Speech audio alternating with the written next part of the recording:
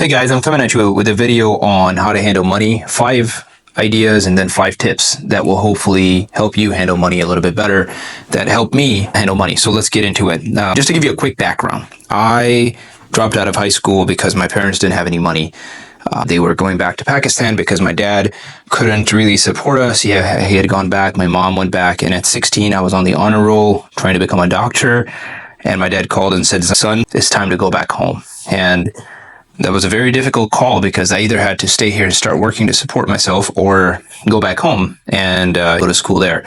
So going back wasn't an idea because home was here. I dropped out, and those were some difficult years because I didn't have any money. I had maybe $1,000 saved up at the time, maybe 2,000.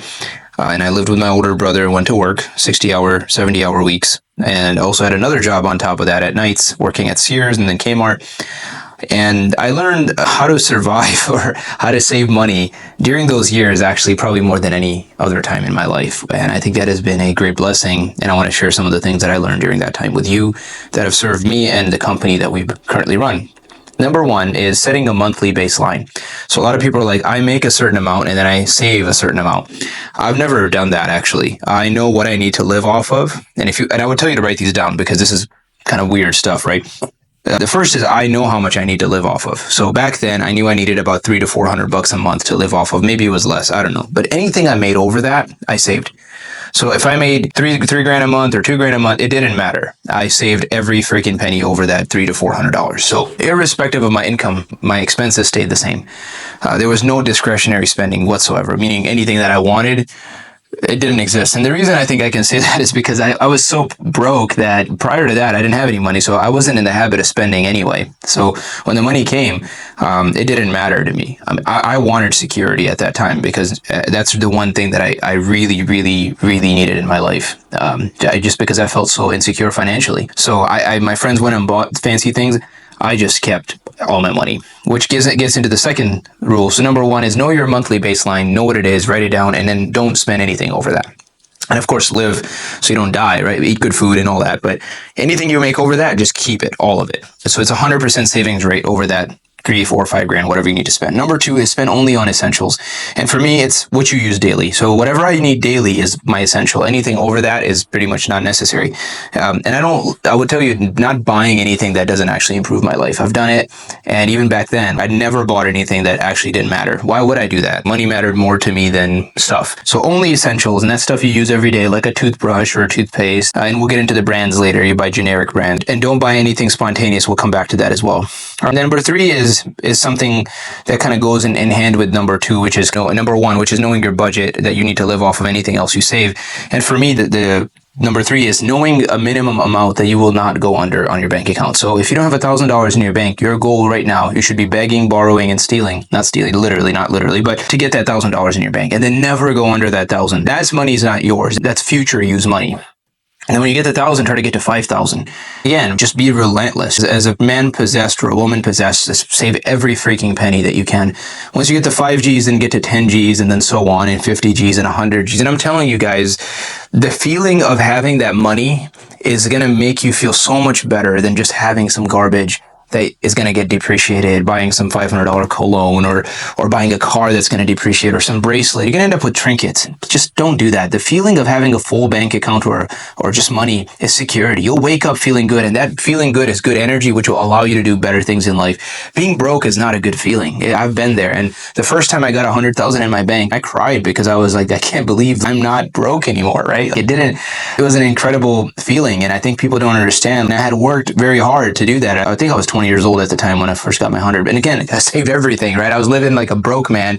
No one would have looked at me and guessed that I had 100 grand, which gets into number 4, which is money is for you to know, not for everyone else to know. And for me, I want to know I'm rich. I don't want anyone else to know I'm rich. And short of these videos, I don't think I'd like talking about what I've done and to anybody. It's none of their business. It's actually none of your guys' business either, how much I have. And it's just like that. It's not my business to know unless you want help with it.